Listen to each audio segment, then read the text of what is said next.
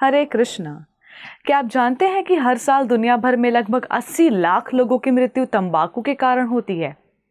दुख की बात तो यह है कि इनमें से कई मौतें धीरे धीरे, चुपचाप और स्वेच्छा से चुनी जाती हैं।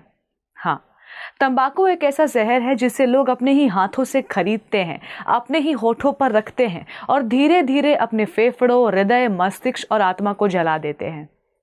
आज जब हम विश्व तंबाकू निषेध दिवस मना रहे हैं तो ये केवल एक जागरूकता दिवस नहीं, बल्कि एक आह्वान है, एक पुकार है उन सभी से जो इस नशे के जाल में फंसे हैं, एक चेतावनी है उन लोगों के लिए जो इसे हल्के में लेते हैं, और एक प्रार्थना है उन आत्माओं के लिए जो तंबाकू से जूझते हुए मौत के कगार पर पहुंच चुकी है।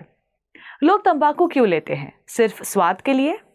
नहीं, ज्यादातर लोग इसे तनाव से भगाने का रास्ता मानते हैं।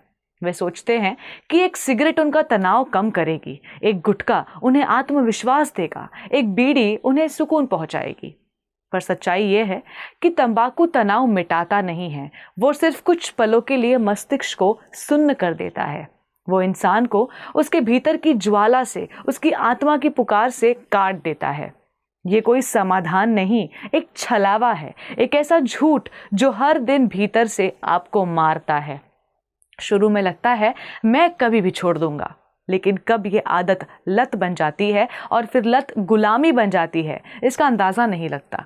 जब कोई तंबाकू का सेवन करता है तो वो केवल धुआं नहीं निगलता, वो कैंसर निगलता है, हृदय रोग का बीज बोता है और फेफड़ों की सांसों को खत्म करने का दस्तावेज खुद साइन कर देता है। तंबाकू के धुएं में 70 से अधिक ऐसे रसायन होते हैं जो वैज्ञानिक रूप से सिद्ध कैंसर कारक हैं। तंबाकू केवल फेफड़े और मुंह ही नहीं जलाता, ये शरीर की हर कोशिका को जहर में डुबा देता है। श्वास छोटी ही हो जाती है, हंसी खो जाती है, स्वाद मिट जाता है और अंत में बचती है केवल तड़प। अस्पताल के बिस्तर पर ऑक्सीजन मास्क के नीचे जीवन के एक एक पल के लिए लड़ते हुए।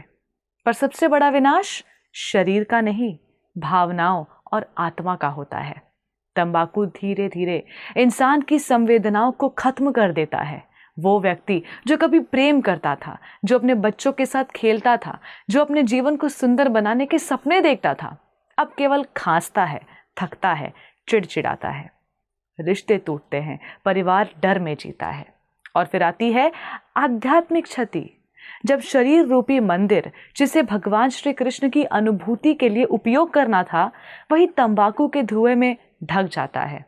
तब आत्मा की आवाज दब जाती है, एक गहरा सन्नाटा छा जाता है भीतर और मनुष्य अपनी ही चेतना से दूर हो जाता है।